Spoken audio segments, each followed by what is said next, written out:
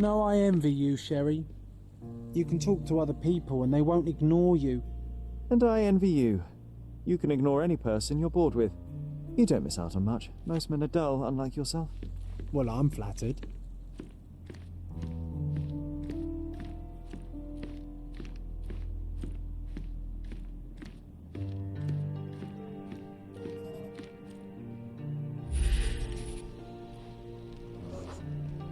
I had a surprise for my mother.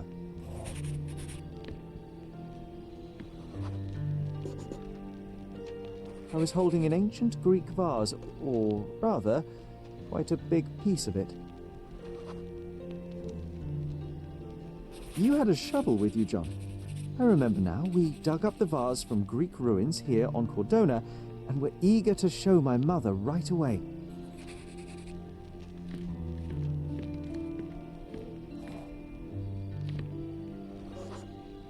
For some reason, the door was closed. We knocked. But nobody answered. We thought that she was busy. So we left the vase and ran downstairs.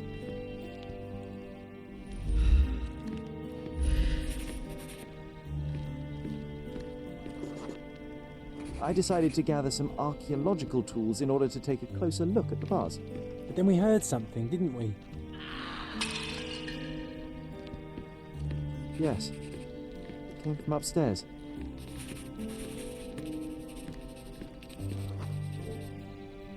The vase was broken, shards scattered all over the floor.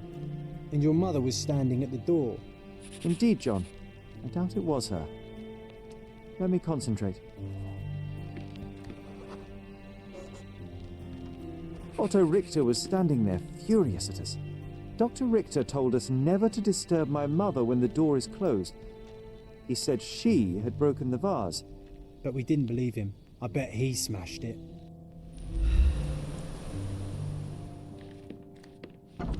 Her things are still here. Presumably Mycroft never felt the need to sort through it all. Or couldn't bring himself to. No. He would have put it behind him and moved on. My brother is not one for sentimentality.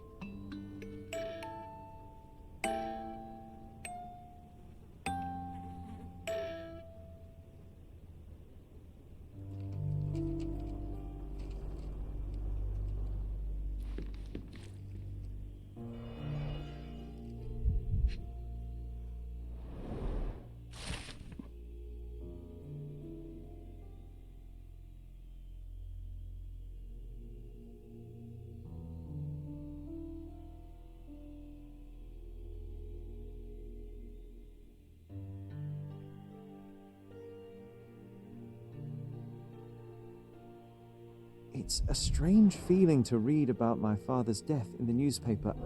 I can't recall anything except the deep feeling of loss. You were too young. It happened before we even met. It's so sad. I'm sorry.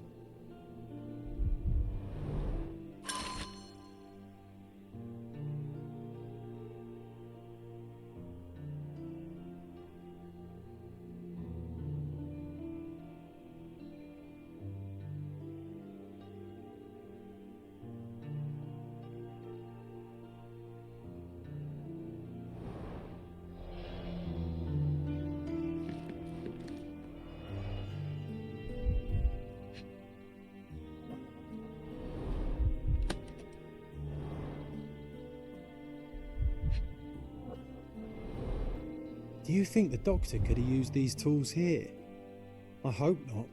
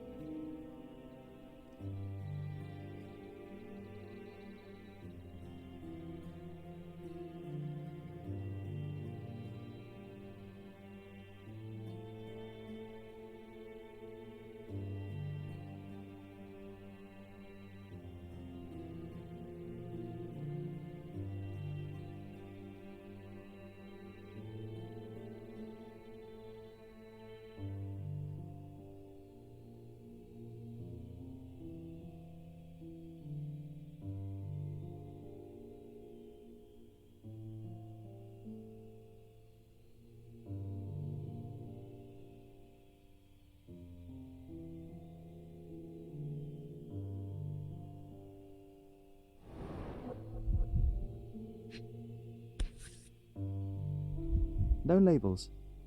I doubt it ever had one.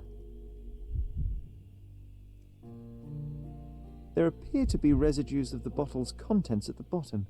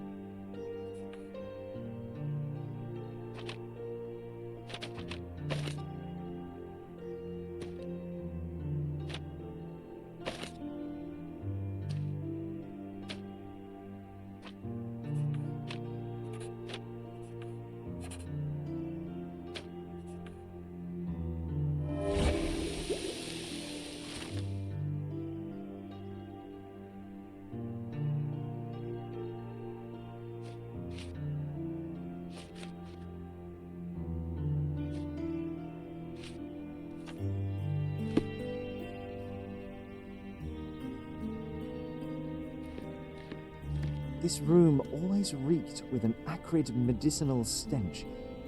And here is the reason.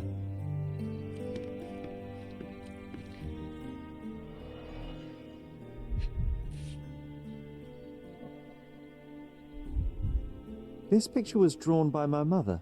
I recognize her hand. There's a date on it, 8th of December, 1868.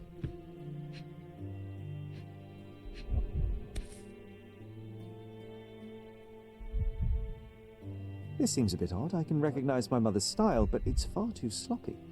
Dated 12th of February, 1869.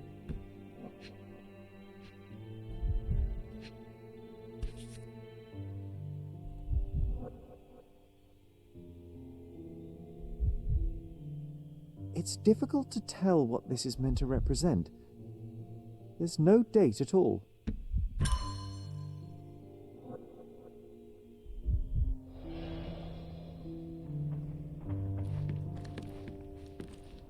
Straps on the bed. It just doesn't look right.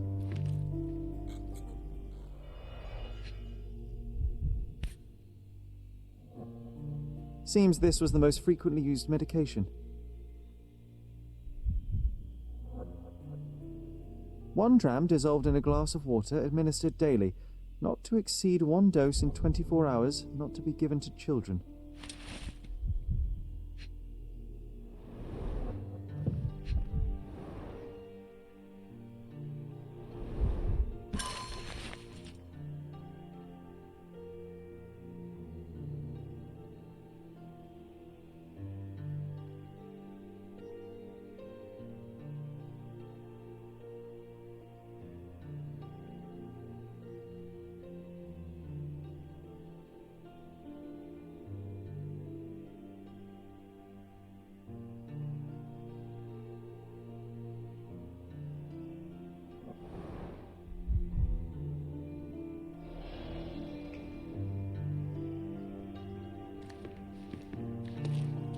Oh, I would love to take a bath right now. Not this one. Surface corrosion suggests it was prone to extreme temperature fluctuations. For medical purposes, I suppose. My mother loved flowers. They made her smile. I remember we would bring a new bouquet every week to make her a bit happier. That's why we collected all the violet flowers we could find on the island. You're not obliged to be here, Sherry.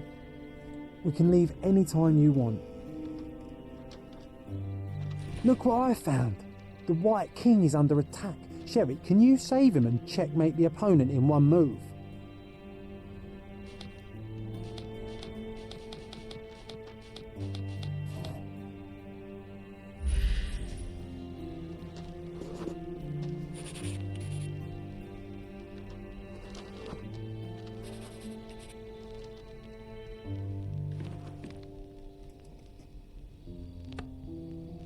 Oh, nice move.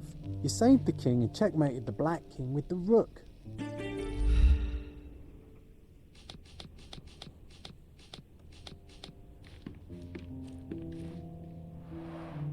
Looks like it was damaged by a blunt object. Oh, it brings back some memories.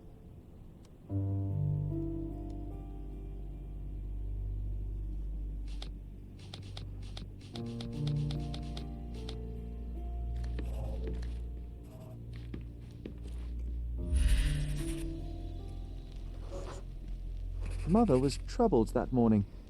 Something we did upset her.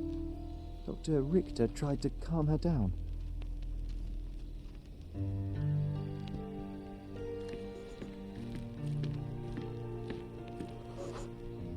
We had to put the tray with Mother's morning tea down, but why?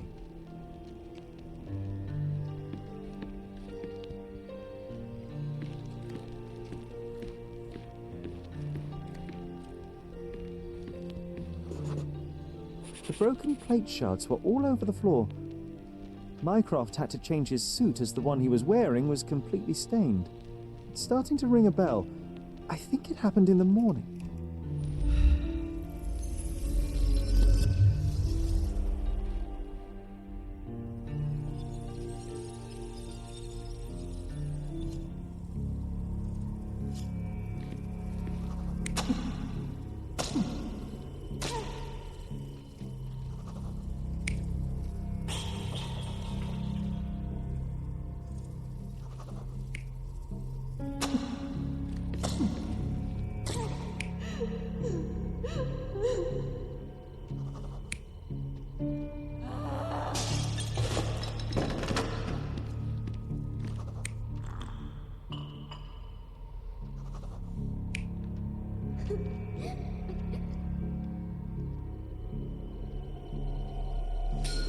I don't believe you!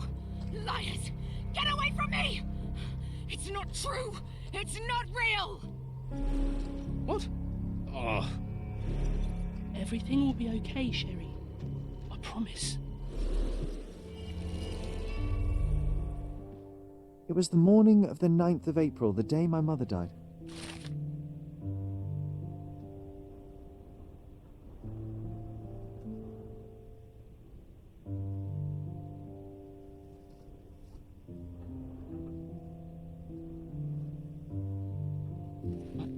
My mother, she was not just ill, but bad.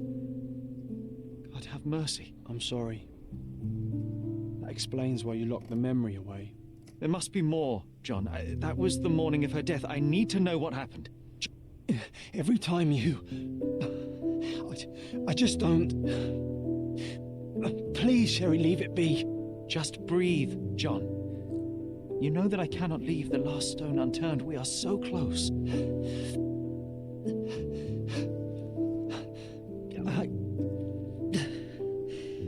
I know.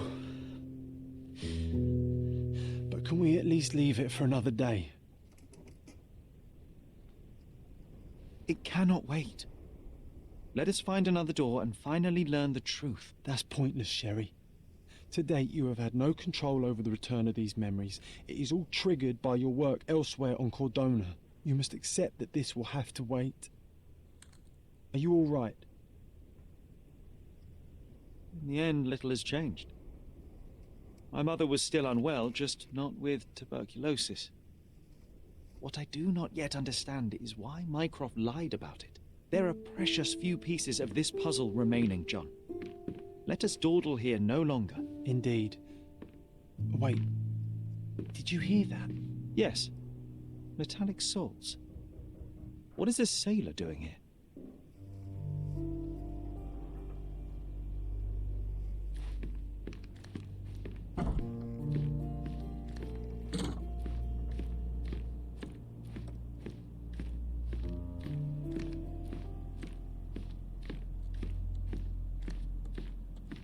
Sherlock Holmes, isn't it? I was looking for you. With whom do I have the pleasure of speaking? You can call me your new game. The rules are simple. I have something for you, but you alone must work out what that is. And that something is my prize, I suppose? You're a fast learner, sir.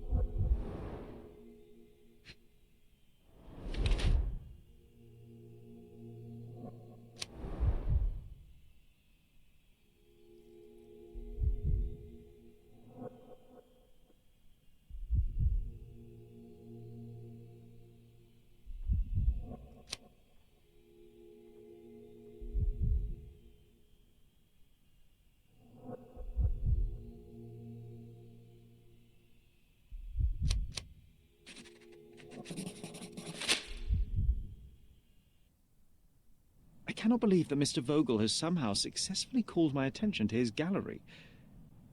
You're here with an invitation to visit it, obviously. My word, you are fast, Mr. Holmes. Could you explain how you came to that conclusion? Of course.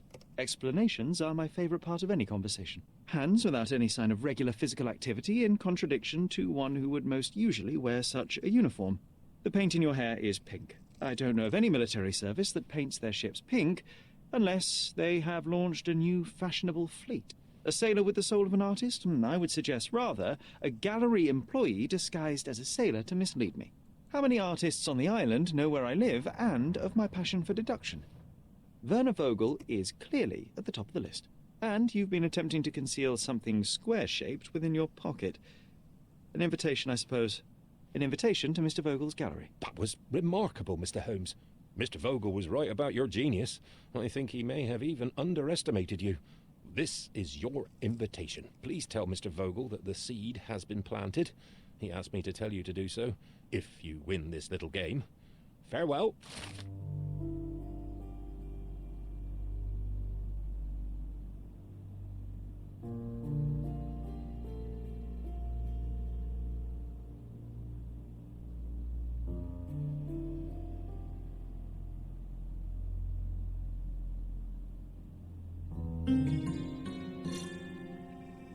You won't believe it, but Werner's other idea was to put me in a dress.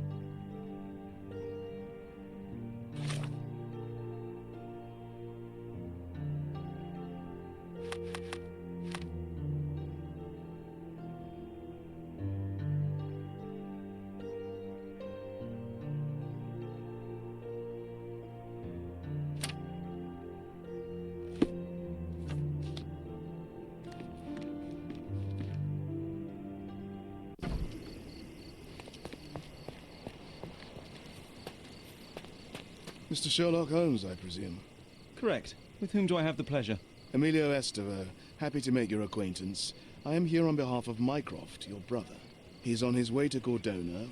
In the meantime, he requests your assistance with a sensitive matter. My orders are to provide you with the details.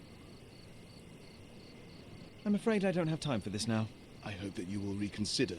If you do, I'll be here.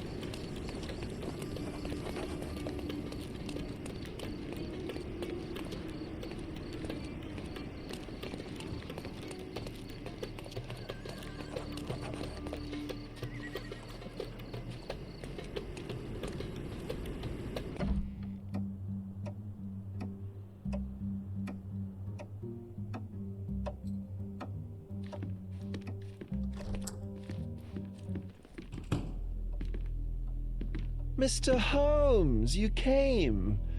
Oh, how kind. Though now, of course, I realize it is because of my game, not the works on display. It needn't be one or the other. Your man's disguise was easily debunked, Mr. Vogel, but I shall admit that you planted in me the seed of curiosity. Ah, terrific. I had no doubt you'd put the pieces together. Let us call it an opening gambit before the real game begins. So, this little game of yours, what's it about? An enigma to solve. A locked area in the basement with no windows found brutally vandalized. I have no clue how it was possible. What about this intrusion? What happened? Last night, I was about to leave the gallery when I heard a noise downstairs. I went to the basement, but I didn't see anything out of the ordinary. It was admittedly a rudimentary inspection.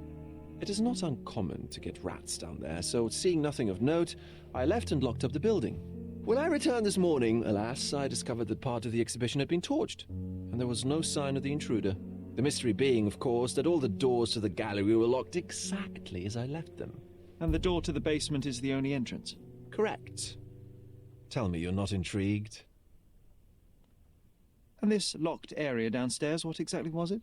The under gallery. It's always shut, and I'm the only one with the key. Ah, so this is your private collection, not part of the gallery. Oh, no. It's an exclusive exhibition of eccentric pieces. Only a select cadre of artists, investors, and collectors are admitted. Not everyone deserves to have their eyes opened. Well, this matter is certainly within my wheelhouse. This intrusion troubles me. Please take a look around if you're willing. The under gallery is through the door at the end. I will see what I see.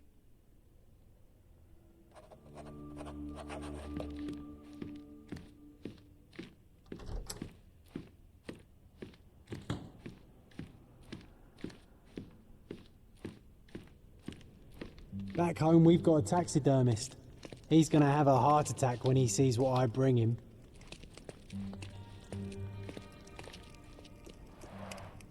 A simplistic attempt at provocation.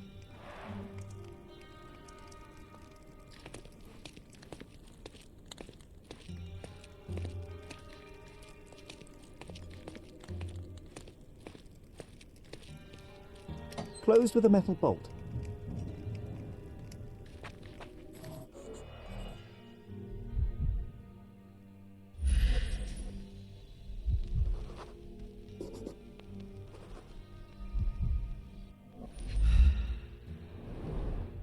Footprints. Size 9.5.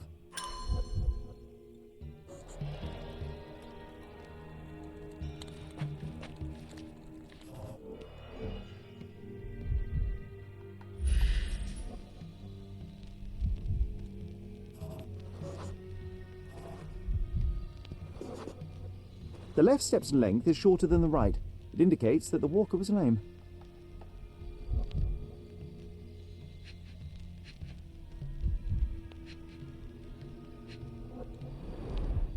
Old, and hasn't been used for a long time.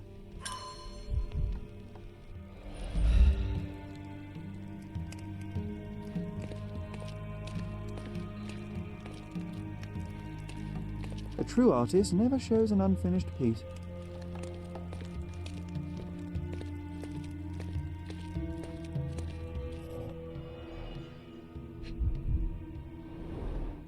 Sherry, how about some company in that dreary chamber of yours? Leave my loneliness unbroken, John.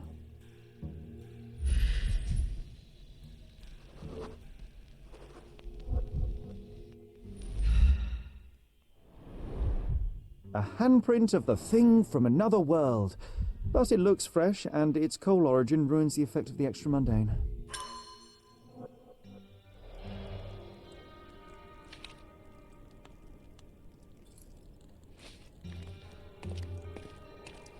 Sodden and mould-ridden, one presumes deliberately.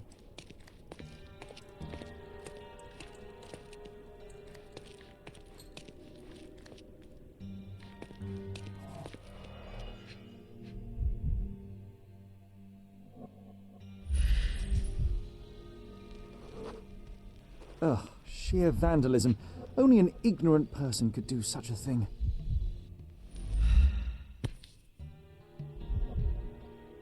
A Malpal butt.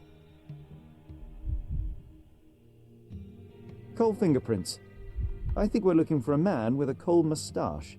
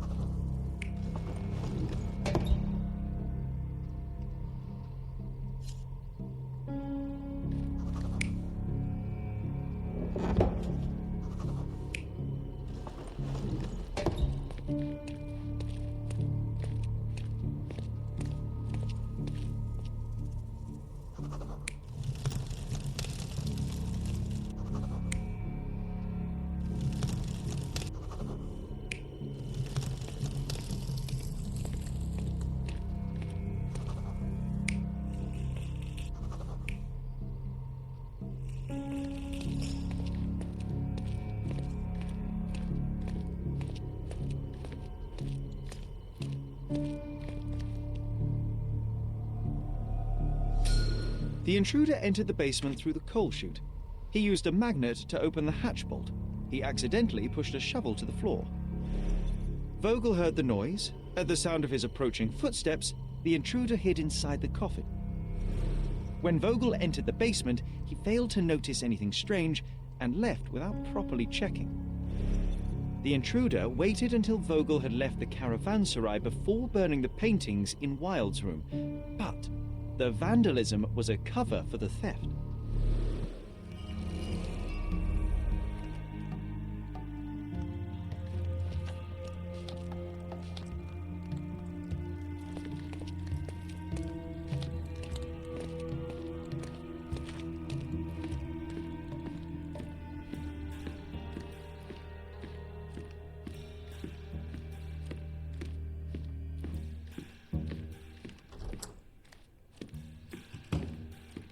The pieces are not what I expected.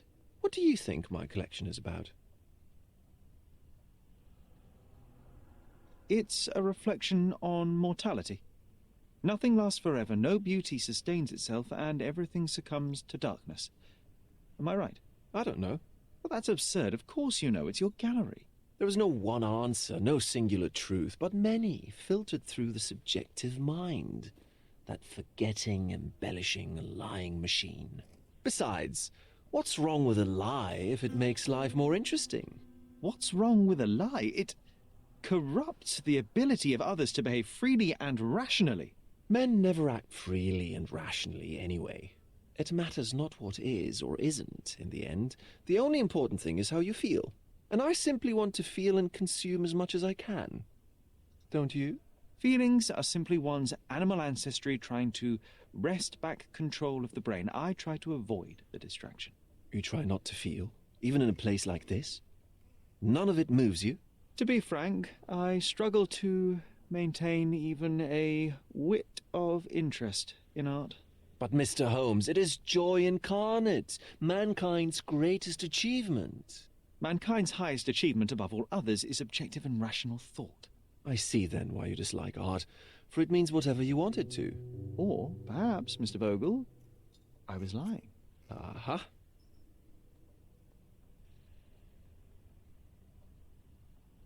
Mr. Vogel, I have confirmed that the intruder was an average-sized, flexible Malpal smoker with a limp. As it happens, the vandalism was a cover. The true intent was to steal a painting without your knowledge. The fact is, one of the pieces from the Wild Room is not in the wreckage. What? That is extraordinary.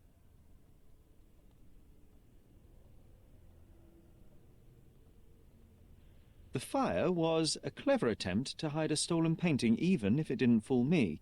I found the remnants of an empty frame in the pile of ashes. The canvas had been removed. Do you know which paintings in the Wild Room may have interested a thief? Were any particularly expensive? Those pieces belong to a well-known artist named Boniface Mercurio. They're controversial, but not of a notably high value. The intruder entered the basement through the coal chute. He used a magnet to open the latch and dislodged the shovel while doing so. That's the noise you heard yesterday. When you went downstairs to investigate, he hid in the coffin. It seems I should have checked the space more thoroughly. This thief was familiar with the gallery and he was sporting a limp. Do any of your clients or artists come to mind? My, your attention to detail is remarkable, Mr. Holmes. I should introduce you to Bosch's works. Alas, I'm afraid I cannot suggest a culprit. There's something more, is there not? I can see it in your eyes. Indeed. There is another intriguing angle.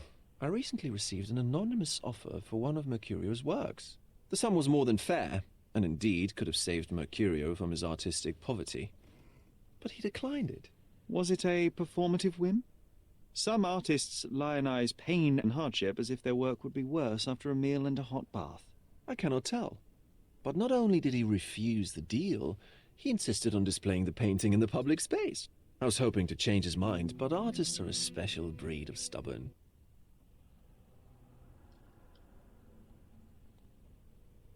What was depicted in the piece? A bound woman, wrapped in robes, being penetrated by a red devil that stared at us, the viewer. The beast had numerous tails growing from his back, and a large crowd gathered around the pair, silently watching the orgiastic scene. Okay, well, given the nature of the other works on display, it's hard to see why that one stood out. What could possibly be its value? The evaluation of art is very subjective, Mr. Holmes. After all, art is everything. A poem, a bruise, the beads of sweat on your beloved skin. Even a masterfully solved crime. I'm not sure I see the connection. Regardless, the painting was one of a series called The Sabbath Night in Cordona. The works depict sex, violence, and other controversial acts that life, for better or worse, contains. Ah, I see. I'm not sure that you do, but that can wait for another time. So where can I find Boniface Mercurio? I know he lives somewhere in Old City, but couldn't be more specific. He's a prominent figure, so finding him shouldn't be a problem. Well, I believe I have enough to begin. Thank you, Mr. Vogel. Your gallery certainly has unexpected depths. I'm delighted to have been able to please a friend. In return, I expect you to come back with good news. Or at least with a good story.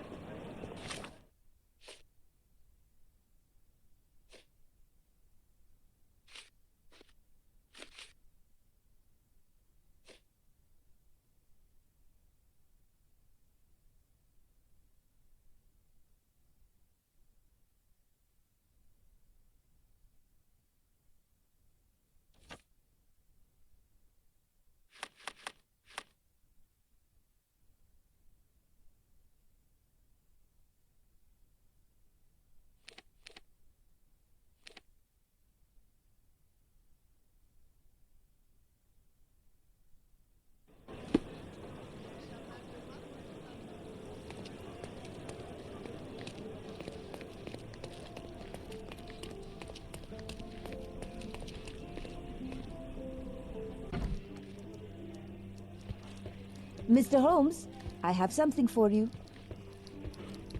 Mr. Holmes, I see what you're up to. Mysterious stranger pursues betrothed woman. But please, let us keep things professional. I have in my possession an envelope containing details of a special assignment for you. Tell me, are you interested? Miss Sertle, I am not pursuing you, and I am not pursuing further work at the minute. Well, it shall wait for you here. Do come back. It's quite something.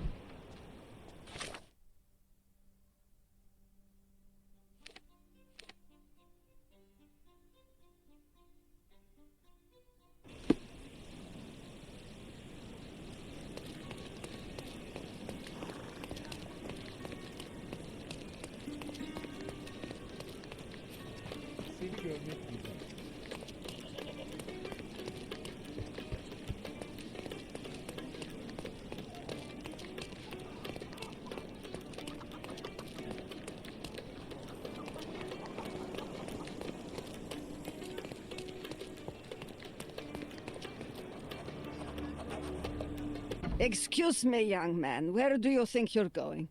Greetings, Mum. I'm looking for the... I don't care who you're looking for. You shall not pass. No visitors allowed. I wish to buy a painting from Mr. Boniface Mercurio. Is he at... Dearie, tell me, because old age has made me blind. Did someone write Information Bureau on my forehead? Because I'm not here to answer your questions. Entry is for residents only. If you aren't a resident, please leave, or I shall report you to the police. No visitors allowed.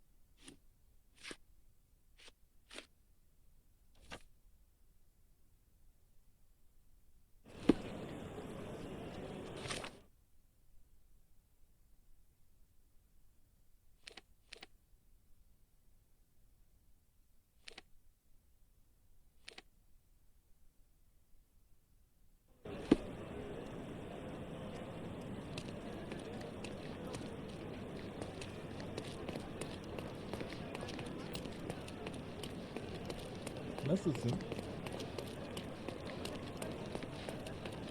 Don't miss out on my unique clothes. Let's pick something that suits you.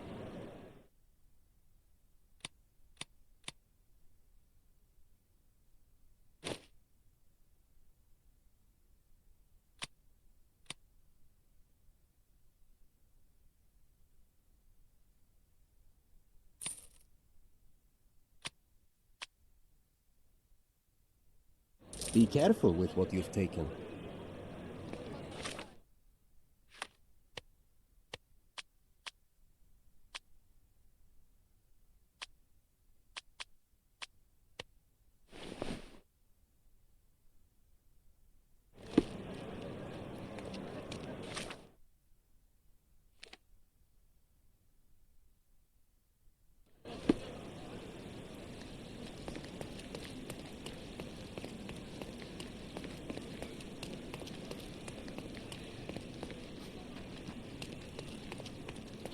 Merhaba.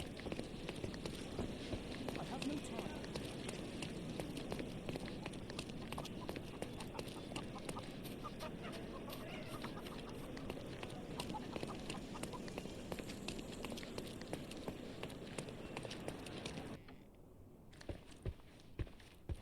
Boniface, sweetie.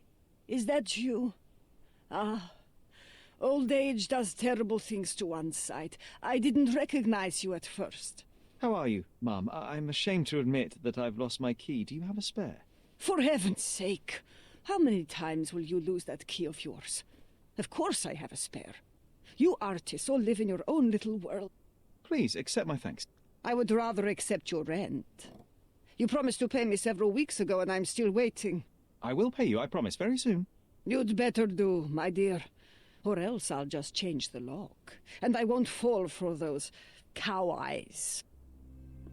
Do you know what makes a lady happy? Paid rent.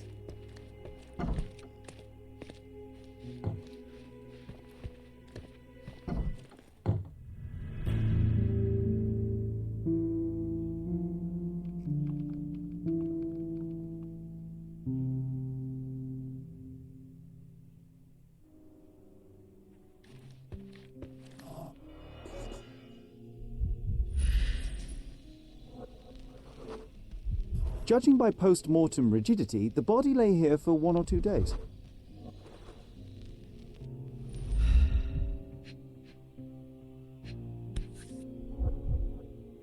A normal kitchen knife. Could be the murder weapon.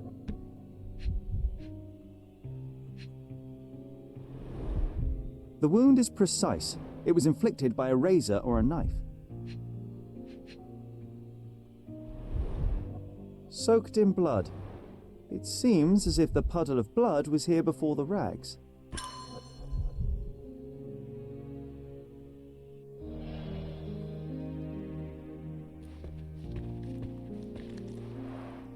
Red skin, tails on the back, reminds me of Werner's description of the stolen painting.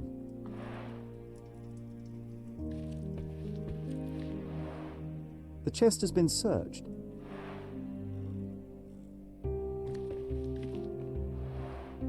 Aunt May whiskey, brandy bucks. Quite a collection he had here.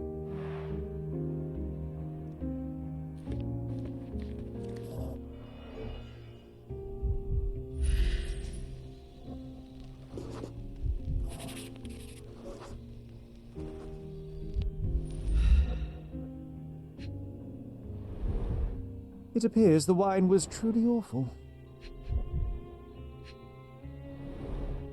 I wonder where he got that fancy camera. Despite the overall tendency towards mess, you cannot sit with the drawer pulled out like this. Someone left it after searching.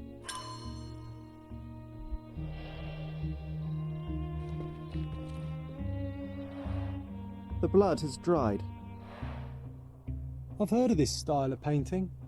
It is called expressionism. The photograph was not pulled out in time. Such a waste of material. Look at this, John. Isn't it our stolen demon?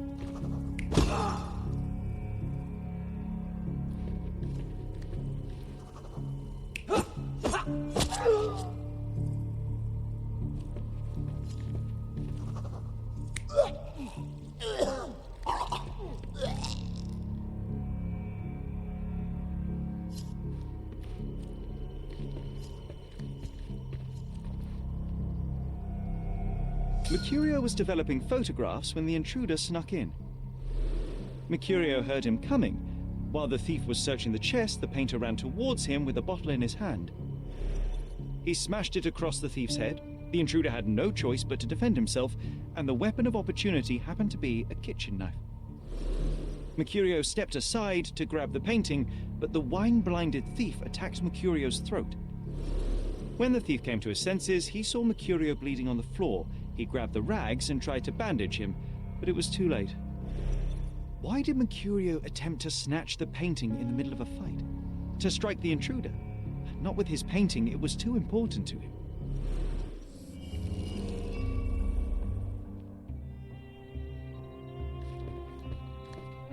It's time for some chemical magic, John.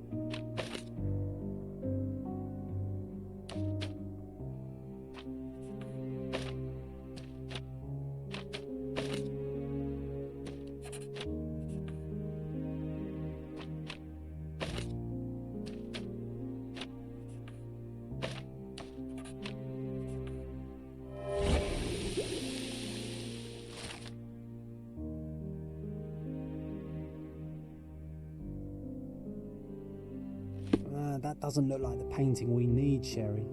As expected, but that doesn't mean it won't tell us anything. Let's put it on the easel where it belongs.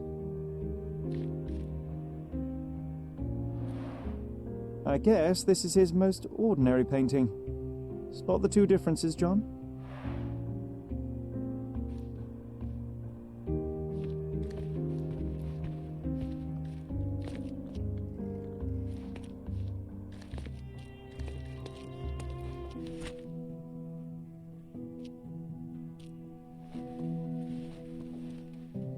Monster was actually a man. Poor girl. John, you ought to be thrilled. We are now hunting the devil himself. What were you saying, Sherry? I was too busy sketching the scene, you know, crimes and such like, daily routine. Did you find something? A photograph. It depicts a man in a red suit with tails sprouting from his back and multiple people in masks watching the scene. It all adds up. But the act of love, it wasn't given willingly, John. It was a violation. And the girl, she was with child. Give that to me now. Did you recognize someone? No. Although the victim is not from Cordona, she is African. Look at the ritual scars on her face. Get that image out of your brain. You have to continue the investigation. I must speak to the landlady. Perhaps she saw or heard something. Sherry, you cannot tell her the truth about Mercurio. It will hurt her. John, that's illogical. Sooner or later, she will come here and discover a corpse, and I still need to talk to her. Just avoid mentioning corpse, all right? Stick to the character, tell her to call the police.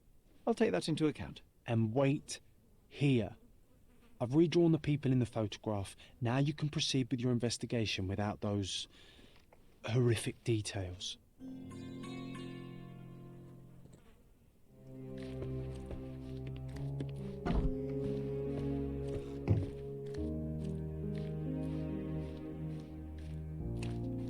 What's wrong, dear? You look like you've seen a ghost. Can you tell me if anyone else has recently entered the flat? Oh, you're talking about that limping man. I'm sorry I let him in. I was scared. And I thought maybe he would motivate you to find money so that you would pay your rent. No offense, dear. Can you describe him? Oh, so you weren't at home. I was so certain you didn't leave your flat that day. He was of average height, had a limp and a tattoo on his neck, and he was smoking Malpal cigarettes. My husband used to smoke those. They have a horrible smell I can recognize from a mile away. Can I ask a favor? Of course, dearie. Please call the police and ask them to enter the flat, and don't look inside until they come up. What? What trouble have you stepped in this time? It really doesn't matter. Thank you, Mum.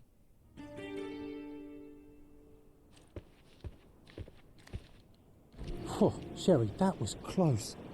But you did everything correctly. Now, take off your outfit. I can't let you walk around in a dead man's clothes.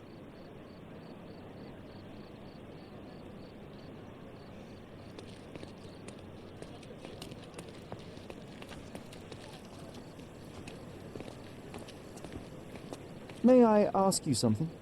Can't say I know.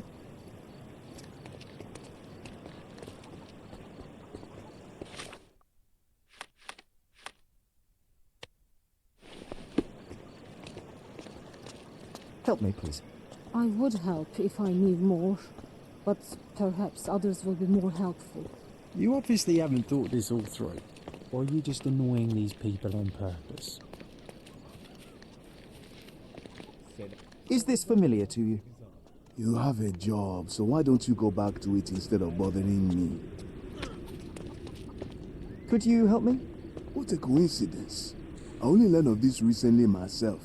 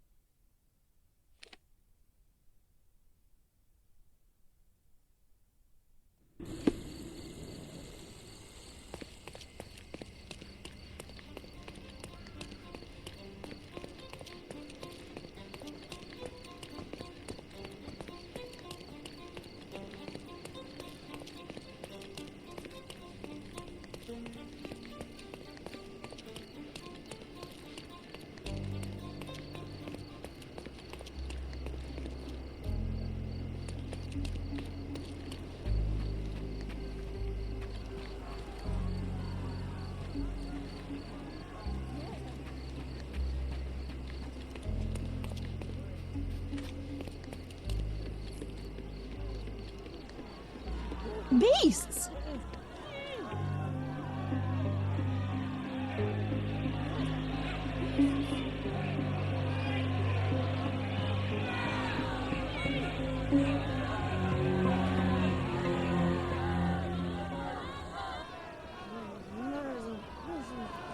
Murderers! They're completely livid. First they come to our land, then they murder our people. Drop them all into the sea! Where do you think you're going? Speak with the chief. Sir, this place is off limits to the public. Please state your business or leave, or I shall request that the police escort you out. My name is Sherlock Holmes. I'm a private investigator. I'm looking for a witness for a case. A private investigator? Really? Even so, you're not authorized. I can't let you in. And you are? I'm Ronald Harlow, here to handle the refugee situation on behalf of City Hall. I'm the acting supervisor here, so I have full authority here to ask you to leave, or I shall order the police to detain you for trying to pass the blockade. Please, step back.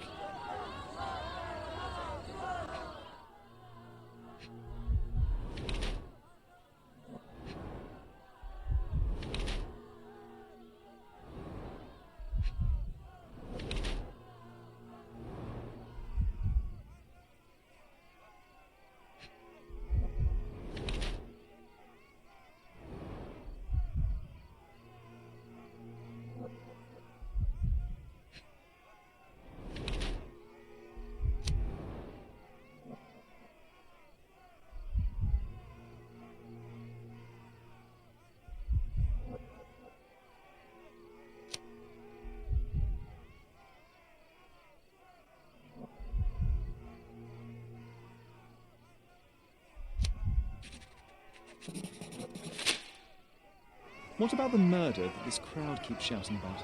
It's mere assumption. I assure you that the situation is under the police's control. I know you want to deal with this in the right way. You are obviously a professional and a responsible person, but you clearly have never handled a situation like this before. I am handling it, Mr. Holmes. Don't question my capability here. And tell me how you do it. You can't even calm this gathered crowd, and as for the police, they're not quite managing it either, are they? You consider yourself a problem solver, but until today, you've been solving problems sitting at your desk in a dark corner of a city hall room. Here, you need a more practical approach. What are you driving at, Mr. Holmes? I can help you to handle the situation if you're truly interested in solving things quickly and quietly. And how exactly would you manage that? Simply tell the police that I'm with City Hall, and I'm permitted to investigate the scene. I'll work out the rest, but in return, I need your help finding my witness. She's a young refugee. She's with child, or was with child recently. Look, there is indeed a dead body inside the camp. So even if the girl you are looking for is there, all the refugees are now being detained and interrogated by the police. They won't allow you to speak with her, and I can't do anything about that until the situation settles down. So it's in our mutual interest to settle it. Oh. I suppose that things are bad enough that I ought not shy away from help. All right, Mr. Holmes. I'll tell the police to allow you to come inside. Just tell me when you're ready. Mr. Harlow, what exactly do you do here? What are your responsibilities? What I do and what I am responsible for are two different realities, Mr. Holmes. On paper, I am in charge of the camp territory, security, provision, and the refugees in general. What I actually do most of the time is knock on every City Hall door trying to obtain some funding, or at least rations for the camp. Are the police here on City Hall's behalf too? They are, minus those who came here after the body was found. The governor won't let the refugees disperse into the islands, so there's a significant police presence guarding the camp. Naturally, they answer directly to the police. I have some influence here, but I'm not their direct authority. Mr. Harlow, how did the refugees end up here exactly? Oh, so you're not from around here yourself? I've been away for some time, but I read the papers. Yes, this whole story has been in the papers for almost a year now. They were smuggled to Cordona on a ship from Africa. Smuggled? Then why didn't you deport them? The smugglers managed to sneak them to shore and hide them inside an abandoned warehouse. When the police raided the warehouse and found the refugees there, the ship was already gone. We aren't even certain as to which ship it was. We have busy shipping routes with other colonies these days, you see. So you decided to lock them up under a bridge? There was no other option. We're still trying to work out what to do with them. I only hope we'll find a humane solution. and not put them on a raft and float them out to sea. I'm ready to take a look at the scene. All right. Go inside the camp and find Inspector Tewkesbury. He's the officer investigating the scene. Tell him I sent you. Say you're an independent expert from City Hall. He'll fill in the details for you. I'll find my way with words. Thank you, Mr. Harlow.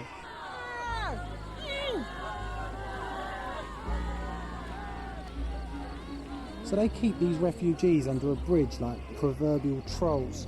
No wonder the people outside are so disturbed. We have seen some dark places in Cordona, but this...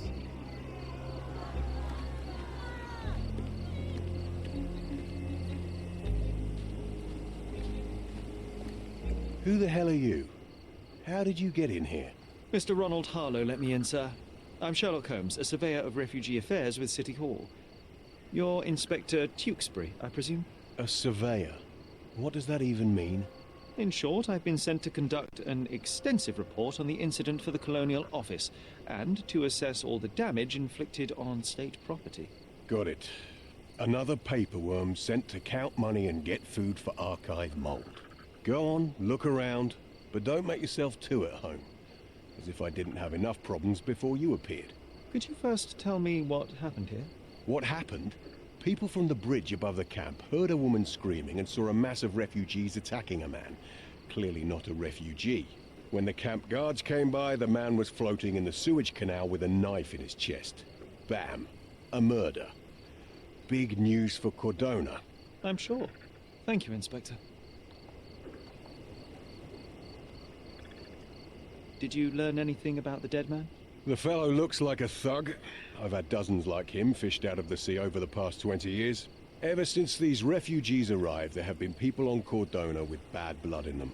My best bet is that this thug had something against them too. And no clue as to his identity? He had some items on his body, but nothing to indicate who he was or where he was from. I think I should catalogue his possessions in my records. Go on. They're on the table near the body. Do you have any suspects yet? You're joking, right? I've got a whole camp full of suspects. And if you ask me, this bloke had it coming. Better bury him and forget about the whole thing. And now there's a crowd gathered at the camp, and my superiors say we must thoroughly interrogate the refugees. At least those who can understand any English. Do you believe that your superiors wish to get rid of the refugees? I think that both our superiors would rather keep the story quiet. Since that's an unaffordable luxury now, they're looking how to protect their public image. That's why I have to waste my time waiting for my people to turn every stone and befriend every refugee. And none of the refugees were harmed? One fellow was cut. He's lying over there near their kitchen. He's in a bad way. You mentioned a woman screaming who attracted the bypassers on the bridge. Was she harmed? No, she's all right, but perhaps the whole debacle started because of her. She started wailing and the refugees stood up for the girl. And where is this young woman now? Back there in the shacks, same as the rest of the refugees. She's been questioned by my men, but she's just some refugee girl. Can't understand much English. Here we go again. Number of hours on Cordona before stumbling upon another dead body? 0.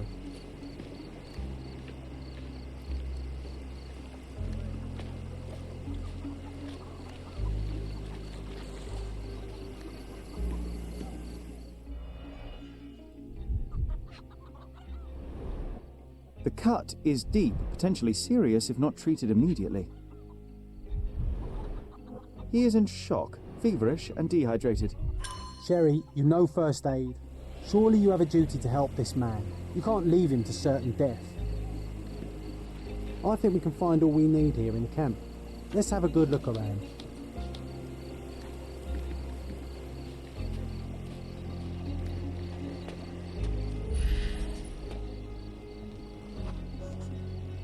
Just washed. Better than nothing to bandage the wound.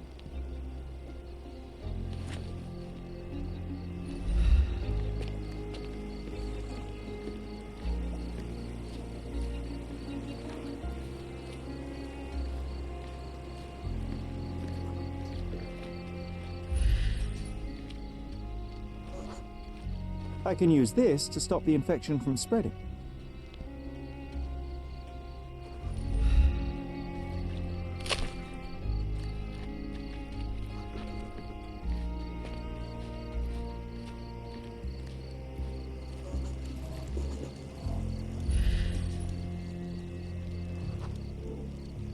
I'll use it to create a solution.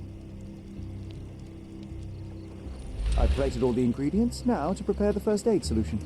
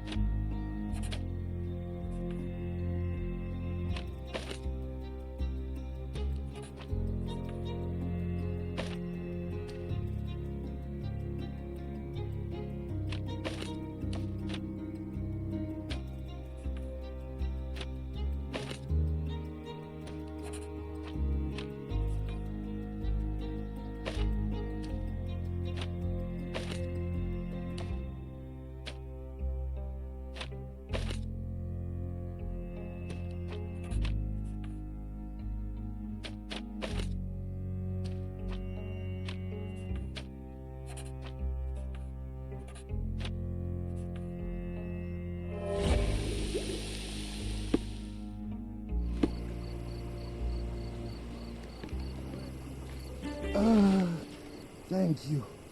This should make you feel better, my friend. Now remain lying down and drink as much water as you can. Well done, Sherry. At least he won't die from the infection.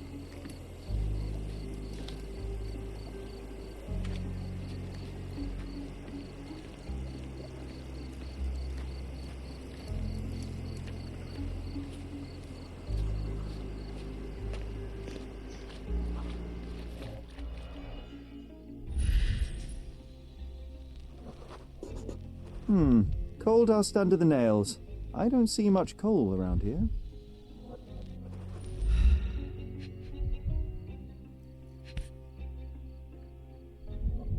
A steel dirk, sharp. A common accessory among sailors and soldiers. I'd say the blade penetrated upward, however the wound is too messy to be certain. An interesting tattoo. Does it mean something?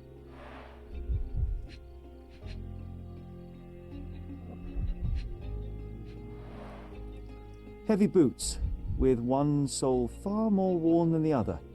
This man was Limping John. A violent death. This man, limping. Coal dust. I think we're onto something here, John.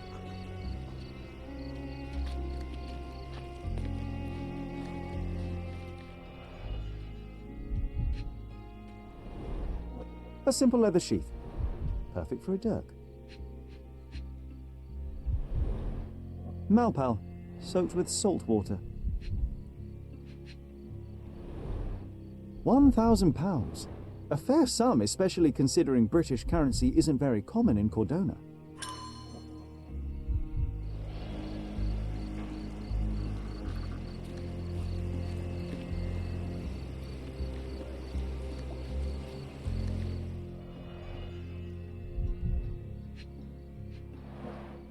A fresh crack, as if the crate was hit recently.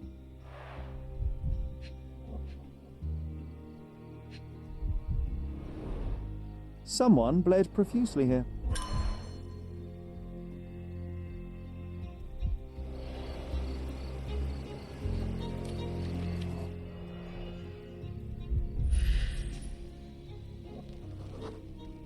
A furrow in the ground.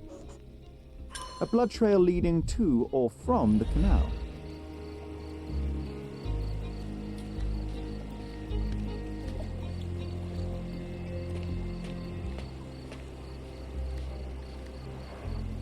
Oh, carnelian agate beads, a traditional African adornment.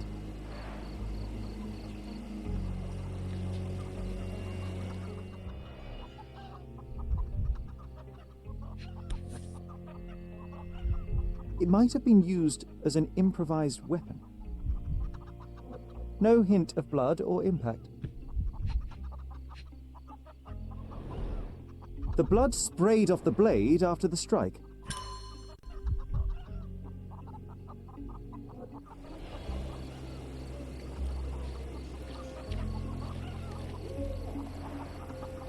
Someone was dragged against their will.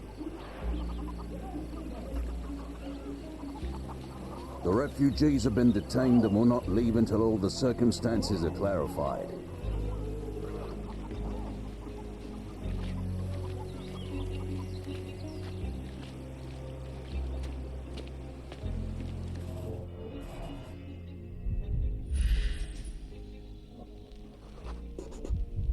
A man's footprint. A heavy boot with a worn-out sole.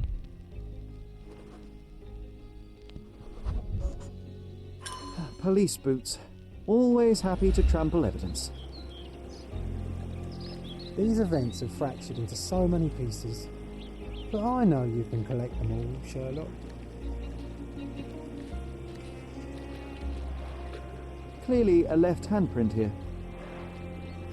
You know what? I'd like to understand. What? How did our dead man end up inside the camp in the first place?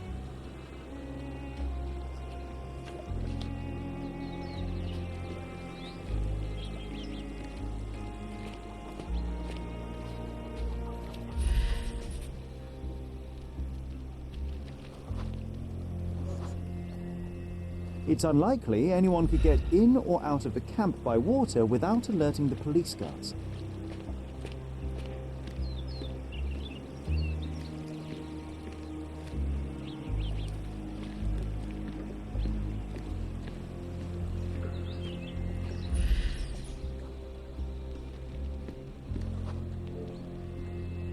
No, it's too short for these walls or cliffs.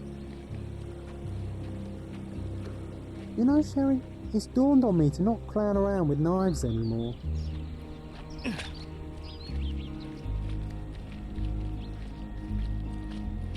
If they find out about the passage, everything will go to hell.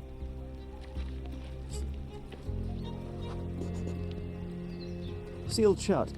I doubt our man could get through these grates. If they find out about the passage, everything will go to hell.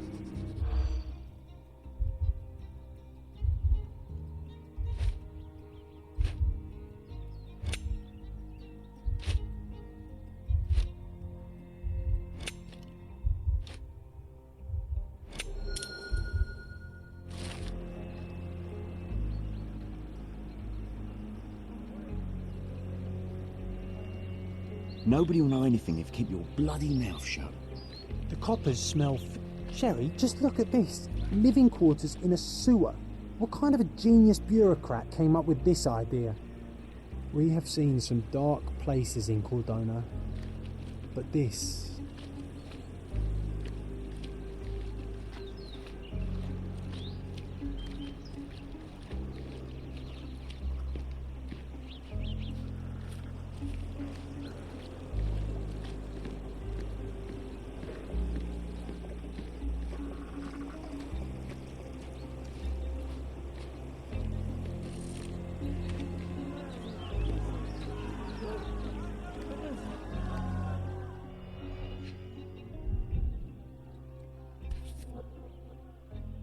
A single Malpal butt. Roadman's cigarettes. A brand highly regarded by law enforcement officers. So there wasn't any sophisticated infiltration plan. The good old police just let the man into the camp. Now we have everything we need to get the full picture of what happened at the camp.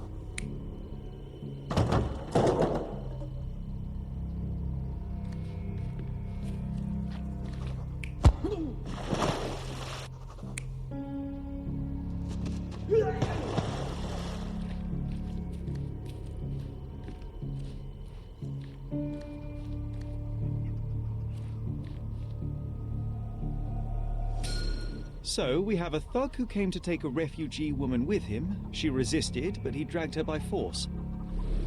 One of the refugees stood in his way, armed with a stick, yet he could do nothing against a cutthroat with a blade. The man didn't anticipate that the other refugees would intervene and stand against him. In the confusion, the woman managed to break free. The thug took fright and fled. He was stopped by the falling crates. He stumbled and fell, piercing his chest with his own blade. However, the wound didn't cause instant death. He managed to stand, but still bleeding, he lost his balance on the bridge and fell. Before all of this, the man had freely entered the camp through the main entrance. The police admitted him after they had a short smoke together. You live by the sword, you die by the sword. In our man's case, it's the same sword. You still here? Inspector, I believe I can aid your investigation. I know who the dead man is and what really happened here. You do? Well, good for you. But I'm afraid I'm not the one you need to share your findings with. Speak to Mr. Harlow here. He's the one responsible for settling things in the camp. You don't even care to listen? Oh, I do care. Maybe even more than I need to. But I'm only here today to lock the place up, question witnesses, and file the facts. It's sad, but coming up with conclusions is not among my tasks here. You fellows at City Hall do that. Anyway, speak to the supervisor. I'll just stand by and listen to what you have to say. I've already told you all I've learned. The guards at the sewers were speaking about taking refugees out of the camp. Do you know anything about this, Inspector? Less than you do, obviously. And this doesn't bother you as an officer of the law? I can neither punish them nor put them on the right track, if that's what you're asking. Maybe your friends at City Hall could do something about it, but I seriously doubt that.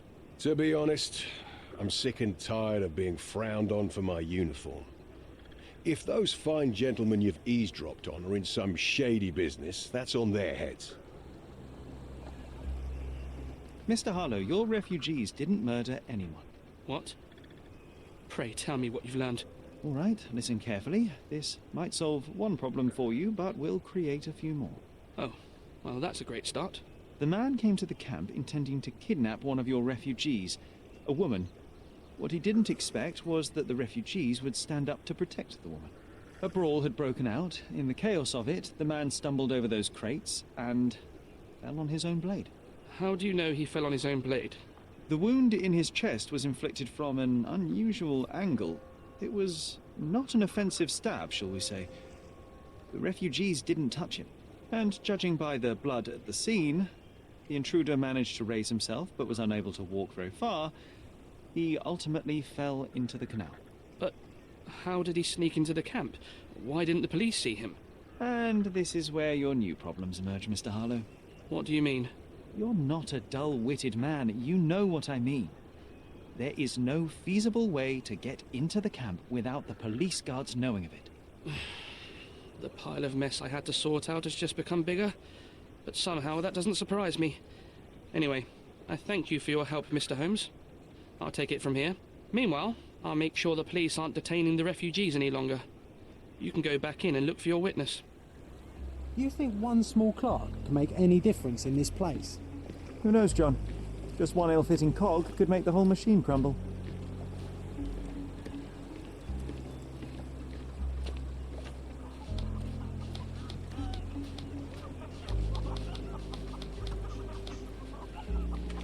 You're the one who tended to our man's wounds.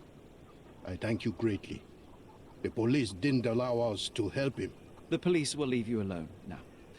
I've proven to them that the man who came into the camp died due to his own foolishness. Thank you for standing up for us.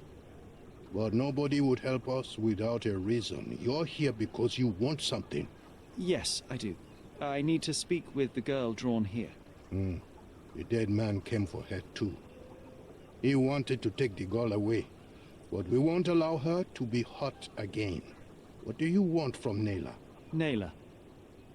She was hurt some time ago. I'm here to find the people who did this and bring them to justice. And to find them, I need Nayla's help. Will you let me speak to her? Justice? There's no justice on this land. But you helped us, so maybe your words are not empty. You can speak to Nayla, if she wants it. But I will be watching you. Hello, Nayla?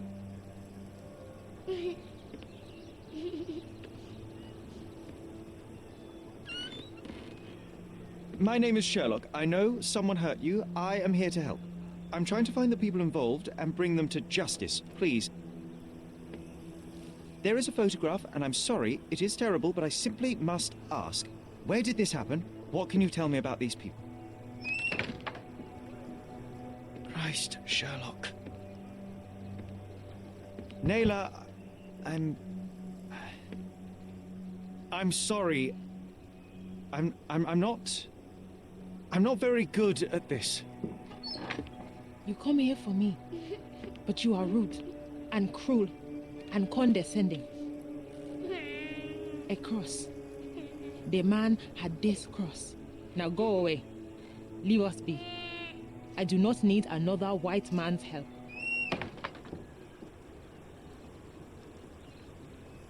Oh, glad that wasn't me. Not my best work, John, by a long shot. Nayla doesn't want us meddling. I'm starting to wonder what this all achieves. But she helped you anyway. Now we know that maniac's face and the cross he wore, we can still catch him.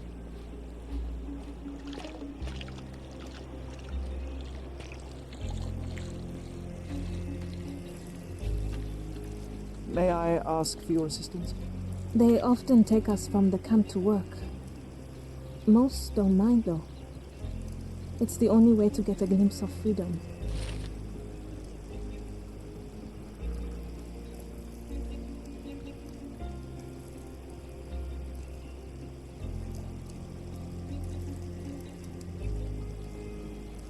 So there's a smuggling ring in the camp. This wasn't the first time that someone freely entered the camp to take a refugee out. At least it was certainly his last time.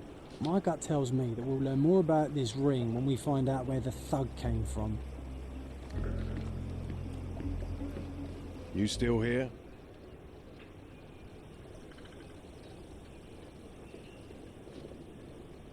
The intruder has a most peculiar tattoo on his neck, 2 lines and a point. Do you know anything about it? You really want to know, kid? Why? You want to play a policeman or something? I'm sure you have it in your records, so it won't hurt if I have it in mine. In my records, it's just a tattoo, as it should be in yours. Ah, to hell with you. Suit yourself as to what you're going to do with it. Off the record, though, such tattoos are often connected to a man named Mr. Niccolo Bernadotti. Bernadotti, you say? A respectable businessman in Scaladio. His company imports goods and wines, and smuggles everything that can be smuggled between the colonies and the mainland. His people can be identified by an obscure tattoo, just like the one over there our friend has. But these are all merely rumors, you see. If Mr. Bernadotti was a criminal, he'd be in prison now. Or hanged, right?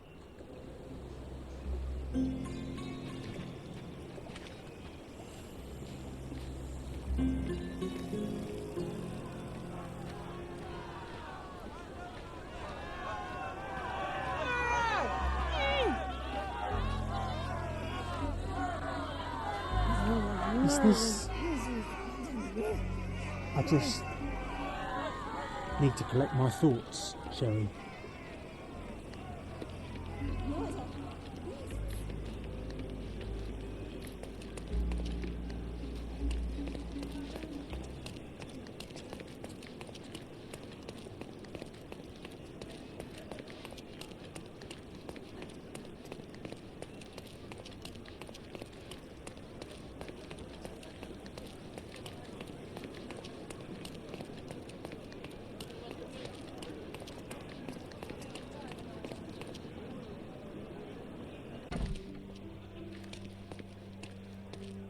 Have you found anything helpful?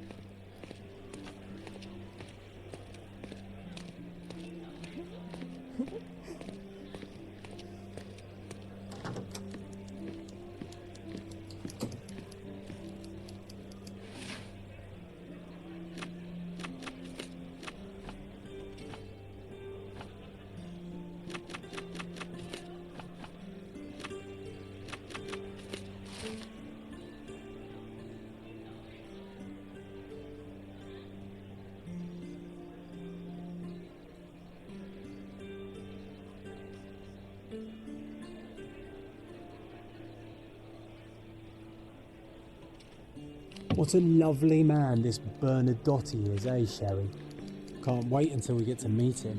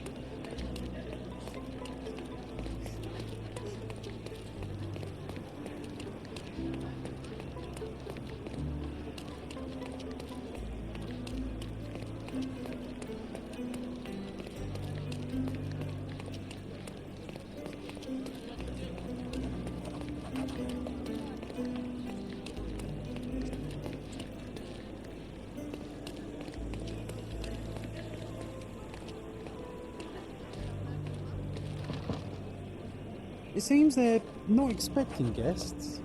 I won't wait for an invitation, John. So what's the infiltration plan, Sherry? I'd go in through the rooftop if we had a harpoon gun.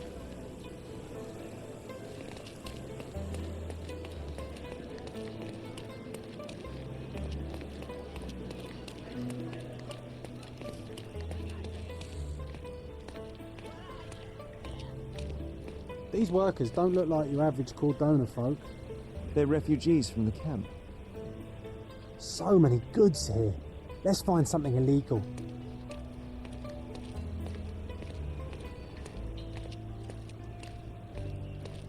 That's our way in, Sherry. You go talk to that beef. I'll sneak up from behind and take him out.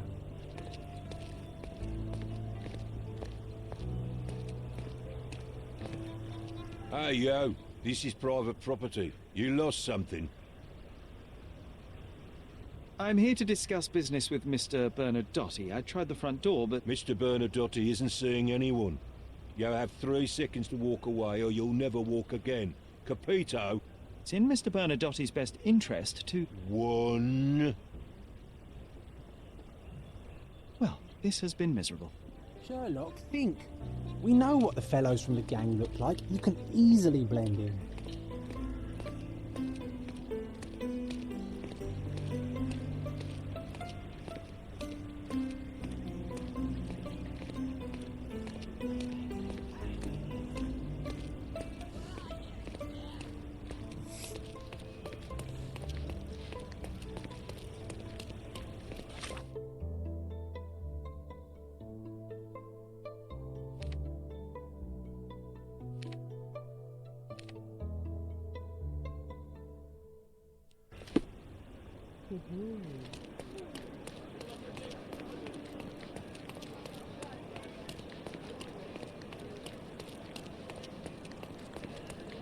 Don't pass by. Welcome, welcome.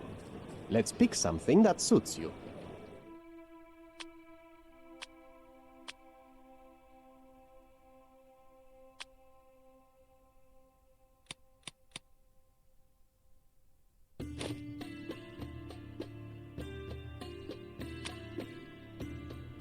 Be careful with what you've taken. Don't miss out on the best carpets on the island.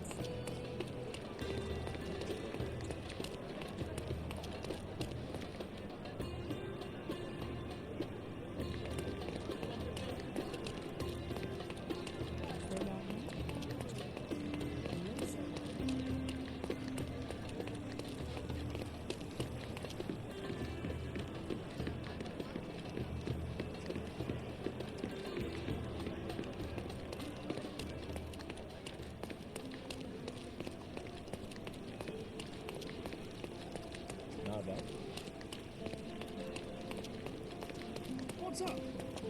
Imitations are much better.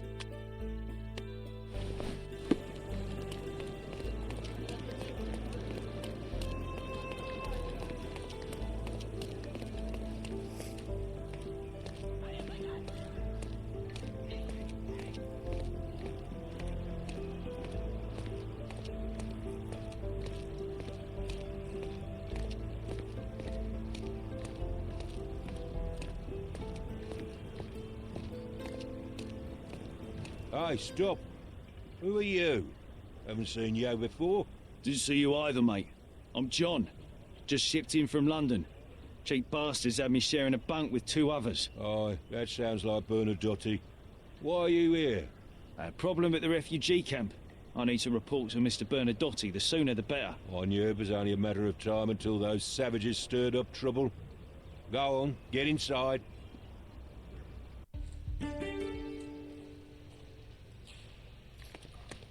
You did it, Sherry. A full immersion into the criminal underworld. That was one hell of a risk, but a lot of fun.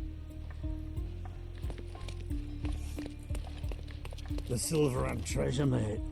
Loads of pirate gold buried somewhere around, just waiting to be found. It's all right, there's no treasure. But maybe there is. I just need to crack the bloody riddle.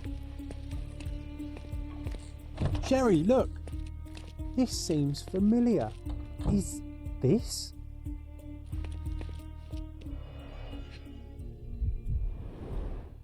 Let's see what's hidden there. Vogel's stolen painting. Isn't it curious how it developed into a much more interesting case?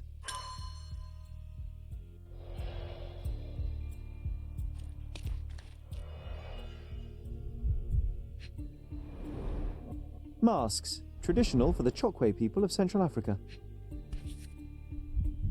A Dogon statue from West Africa. A century old at least. VH Grindley Flow Blue tableware.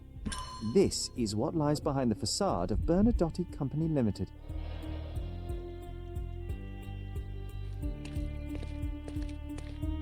This marble fella.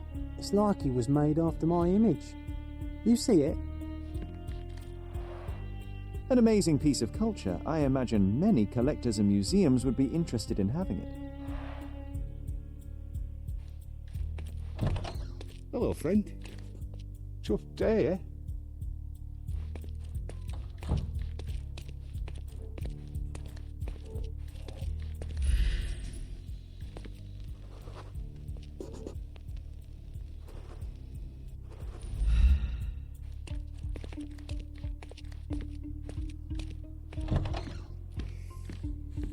This is it. This is where all the magic happens. Excuse me, Mr. Bernadotte is busy right now.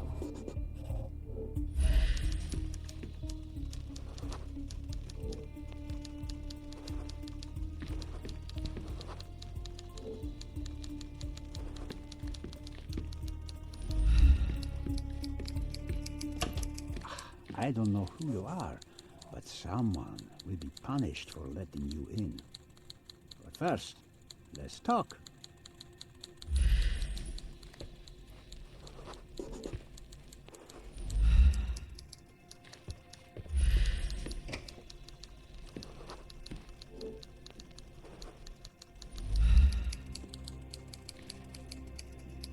Sherry, don't you think this office suits me? Whenever you're ready. I'd hate to intrude.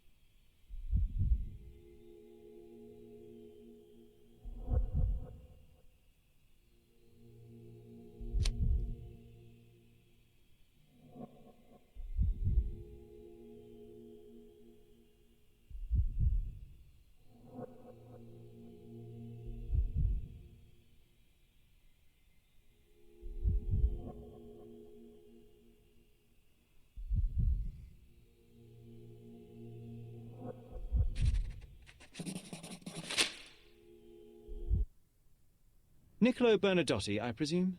The name is Sherlock Holmes, and I'm afraid I bring bad tidings. Is that so? The man you sent to the refugee camp failed in his task. He impaled himself on his own blade. A clumsy and chaotic end.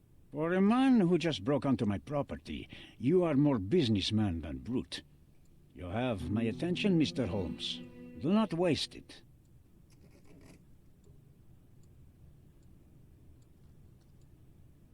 As I said, your man was found dead in the refugee camp. He was there to kidnap a woman, but the other refugees intervened to try and save her. The ensuing scuffle resulted in the man's accidental suicide. He sported the same tattoo as your men in this building. In fact, it also bears a resemblance to the one on your neck. Care to explain what business your man had with this woman? You have no idea what you are talking about. I can assure you this was no kidnapping. The refugees in the camp are on edge. What happened there is a tragic accident, one I am not responsible for. For what reason was your man there if not to abduct her? Why would I answer? You are yet to justify your presence in the slightest. I was hired, privately, to investigate the recent theft of a painting from an art gallery. My investigation led me to a man from your organization, and thus, to you, Mr. Bernadotti. That is quite a stretch. Why would I need to steal a painting when I could buy any one I wanted? Interestingly enough, I spotted the stolen painting in your storeroom. I buy and sell a lot of things, Mr. Holmes. Unfortunately, if this is true, it is not the first time I have been sold stolen merchandise. I presume you were hired by the owner of the gallery. Tell them to contact me, and we'll sort out the situation. So, this painting is why you broke into my office. Mr. Bernadotti, do you know the name Boniface Mercurio? I do not. Mercurio was a local artist. Recently, a man broke into his apartment, ransacked the place, and killed him. The thief was looking for something. You are testing my patience, boy. In a moment, the connection will reveal itself. So many words, so little action. When you barged into my office, Mr. Holmes, I got the impression you wanted to talk business. Now I see you had come just to talk. Tell me exactly what you want, or get out. It was necessary groundwork for what comes next. I have enough evidence to conclude that the gallery thief, the artist's killer, and the dead man in the camp are all the same person. Your time is almost up, Mr. Holmes. Before you draw your gun, there is one final detail I am yet to mention. The young woman your man was tasked to collect from the refugee camp had been defiled at a perverse masquerade party. That violation was captured in a photograph by Boniface Mercurio and used as a reference for his painting. The photo shows the attacker's face. Finally. That's why you're here, Mr. Holmes. You have the photograph. It is what your man was after when he broke into Mercurio's apartment, and it is what you're after too, isn't it, Mr. Bernadotti? You have the photograph with you. How much do you want for it? I am not naive enough to carry it with me, and I am compelled to ask why you want it. Who is the man visible in the photograph? An associate? Not yet, Mr. Holmes. Though with this picture, that may change. The man in the photo is a British envoy on Cordona. What exactly do you want from him? My business dealings are often arduous in their bureaucracy. A man in his position, willing to look the other way, could ease my work significantly. In return, I will make sure no one looks his way either. A favor for a favor. Also known as blackmail, the modus operandi of any true professional. It was not originally my idea. Mercurio set things in motion, extorting the envoy for the most trivial of ends. Money. In response, the envoy hired my man to retrieve the painting and the photograph, eliminating Mercurio's leverage. I only learned the whole story after the artist was killed in his home. And rather than extricate yourself, instead you took over Mercurio's venture. It fell into my lap. As a businessman, I simply seized the opportunity. Now, how much do you want for the image?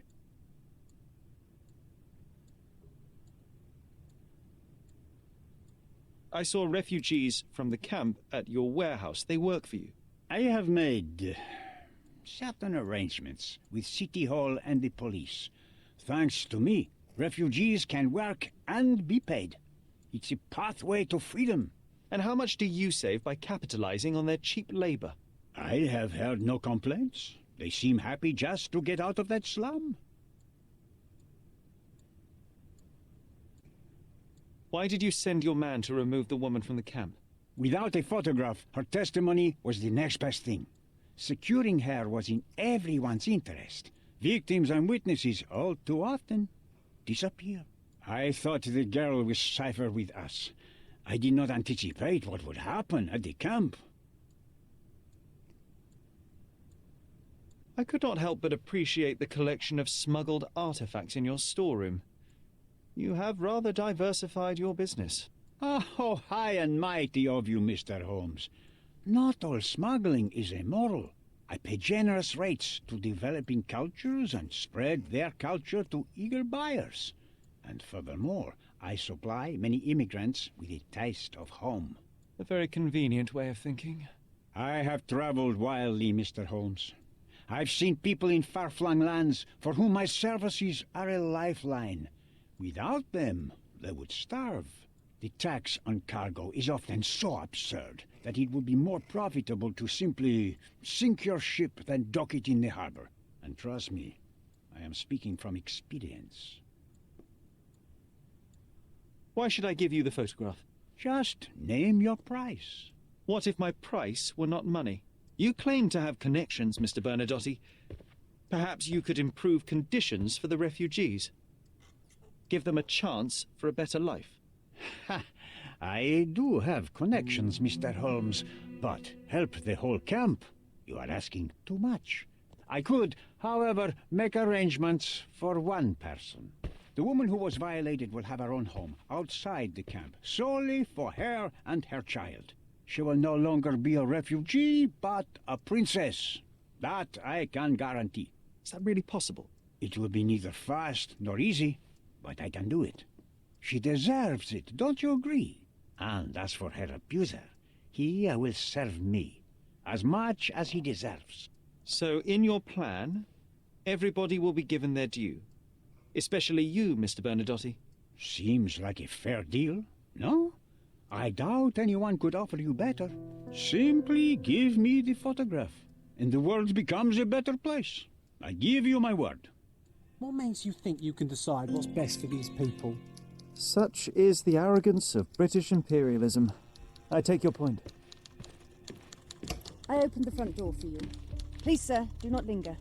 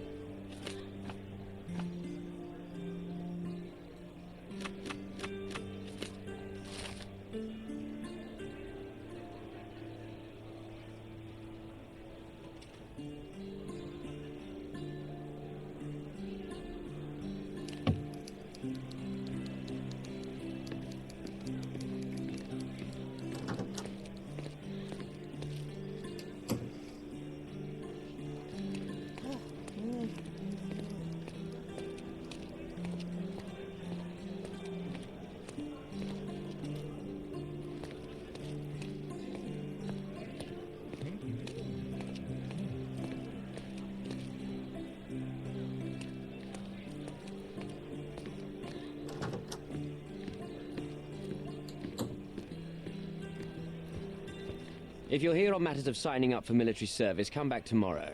Our department needs to straighten out some business.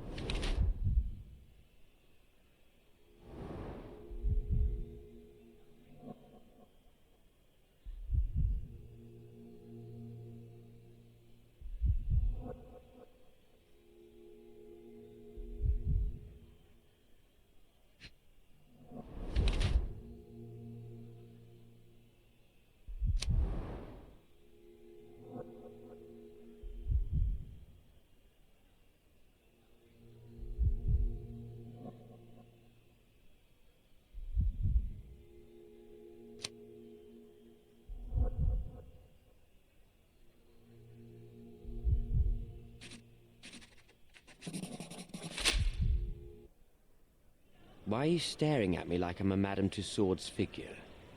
Didn't you hear what I just said? On my way here, I was wondering whether you might regret what you did. I tried my best to retain at least a shred of faith in humanity. I had hoped that you would hear her scream, see her face in your dreams, or at least once asked yourself how Nayla might feel. Who? Neither of my hopes were fulfilled. Why are you here?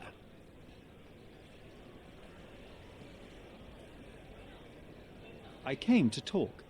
I have a solid piece of evidence that proves you guilty of the violation of a young girl. What kind of evidence? The silly painting? That's ridiculous. Rumors. Don't listen to a word of it. I wouldn't call it solid if it were just a painting. I have a photograph that would be enough to cause a scandal at the very least, not to mention criminal consequences. A photograph? Oh, so you've plucked up courage to finally come here. I won't pay you a single coin until I see the photograph for myself. I'm not interested in money. I came here to hear your version of what took place. I'm not in the habit of making rash decisions. Not in the habit? Well, it didn't seem like that from the letter you wrote. I've never written a single word to you. That's not my style. I'm more direct. But in exchange for my patience, I demand your full cooperation. I need you to tell me everything. Fine. I suppose now we have a nice long talk. Do you drink, Mr. Sherlock Holmes? And I do not. Shame. All the best discussions are accompanied by a glass of whiskey.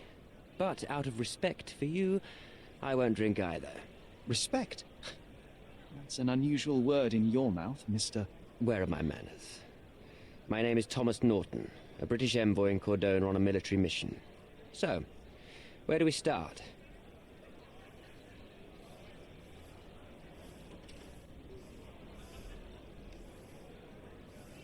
So, let's return to the beginning. What happened at the party? I vaguely remember that night. As usual at such parties, you meet people, you talk with them, they invite you to spend some time alone with them. What can I say? I got myself mixed up with the wrong company, and somebody must have mixed some psychoactive substance in my drink. After that, it's all blurry. I completely lost my sanity. I made a terrible mistake which I regret deeply. You don't say. Do refugee girls often appear on the menu at those types of parties? It's rather rare. So you didn't attend the party to engage in an exotic experience involving a vulnerable woman unable to accuse you of assault? I would never have planned such a terrible thing. What happened was just bad circumstance.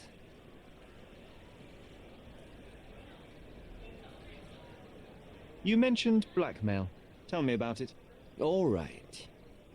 A couple of days ago, I received an anonymous letter. It said that in the art gallery at Caravansary there exists a painting that incriminates me. The blackmailer made it clear that if there is a painting, then a photograph exists too. And I should be wary of what it might do to my reputation. What does the blackmailer want from you? Money, of course. What else do such people want?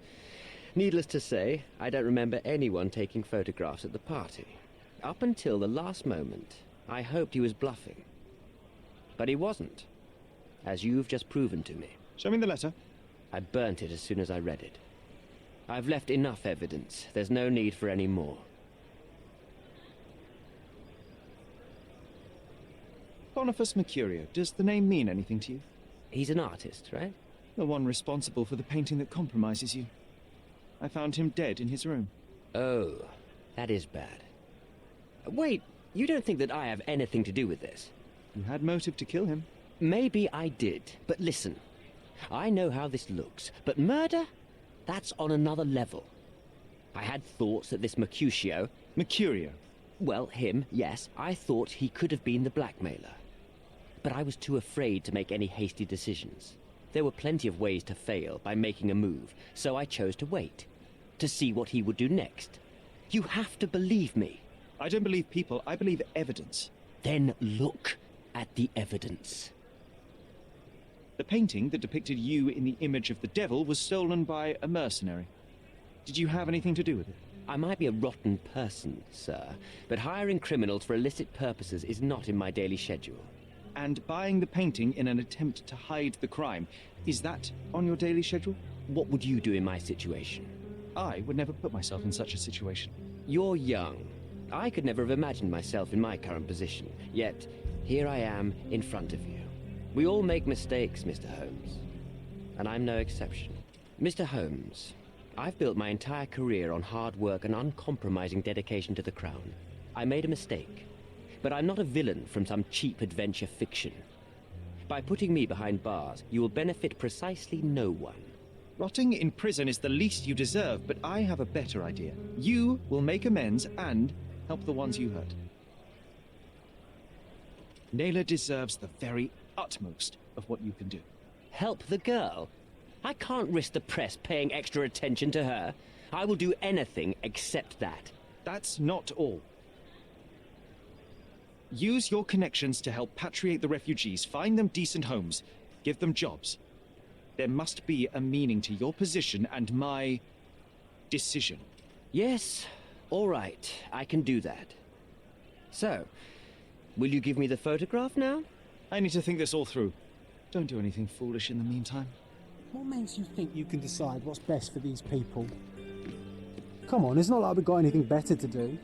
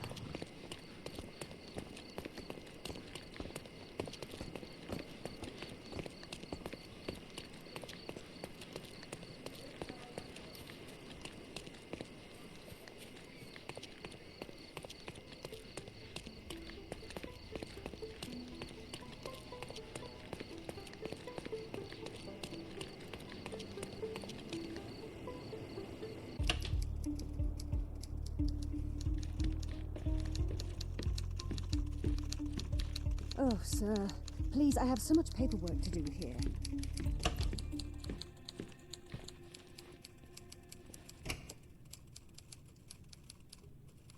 If I give you the photograph, how do I know you will not come after me? Mr. Holmes, you are not a threat. The local authorities owe me favors. For all your confidence, you cannot actually harm me. Besides, I like you and your approach to business. We are not dissimilar. Pragmatists to a fault. Indeed, I cannot ignore the just outcomes in what you have proposed. All right, take the photograph. You are a hard man to read, Mr. Holmes. I couldn't tell if you actually had it. Fear not. This decision will bear its fruits soon enough. One more thing, Mr. Holmes. Now that I have the photo, you may as well take Mr. Mercurio's painting back to the gallery. Please, send my apologies.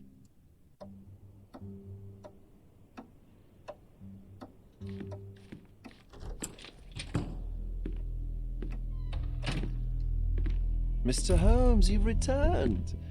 Have you uncovered anything new about the theft?